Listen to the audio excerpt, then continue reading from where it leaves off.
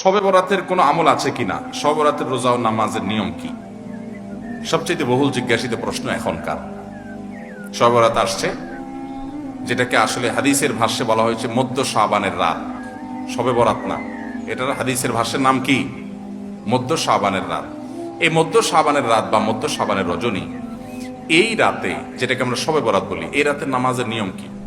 কয় রাকাত পড়তে হবে, কোন রাকাতে কোন সূরা কতবার পড়তে হবে, এটা বহুল জিজ্ঞাসিত একটা প্রশ্ন। এবং এ ব্যাপারে আমরা অনেকে জানি যে শবে বরাতের নামাজে এত রাকাত পড়তে হবে, সেখানে সূরা কুল হুয়াল্লাহ, ইখলাস এতবার পড়তে হবে, ইত্যাদি ইত্যাদি। লাইলাতুল কদর ছাড়া অন্য যে সমস্ত রাতের ফজিলত আছে, এর মধ্যে 10টা রাতের কথা আল্লাহ তাআলা শপথ করেছেন, ওয়াল ফাজরি ওয়া লায়ালিন আশর। সে 10টা রাত হলো জিলহজের প্রথম দশক।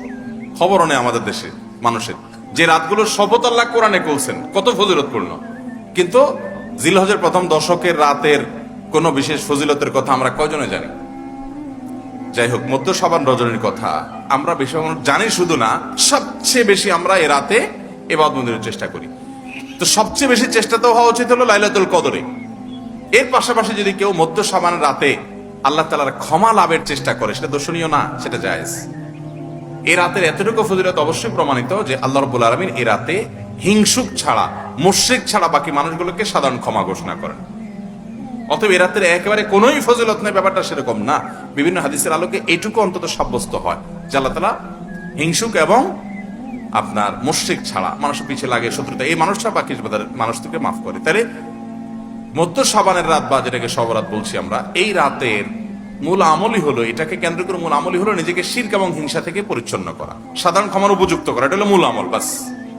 এর বাইরে আপনি ক্ষমা লাভের জন্য যদি চেষ্টা করেন, সেটা কোনো দর্শনীয় বিষয় নয়। তবে এই রাতকে কেন্দ্র করে বিশেষ ফরম্যাটে নামাজ, রাত জেগে, তারপর বিশেষ ফরম্যাটে ইবাদত, এই সূরা এতবার, এই নামাজ এত রাকাত, এরকম কোনো কথা কোরআন হাদিসে বর্ণিত হয়নি।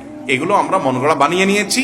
এবং যদি এরকম কোনো ফরম্যাট আমরা ঠিক করে নিয়ে সেভাবে ইবাদত করাটাকে আমরা এই রাতের আমল, শরিয়া সিদ্ধ আমল মনে করি বা সুন্নাহ আমল মনে করি বা কোন নির্দিষ্ট আমল মনে করি, তো একটা বেদাতে পর্যবেসিত হবে।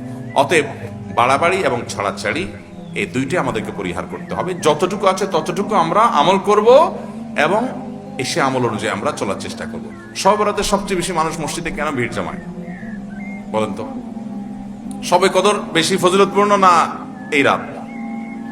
শবে কদর কোন তুলনা আছে শবে কদরের সাথে কোনটার?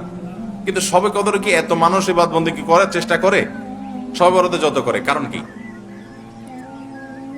মিষ্টির জন্য বলে, খারাপ বলেন নাই।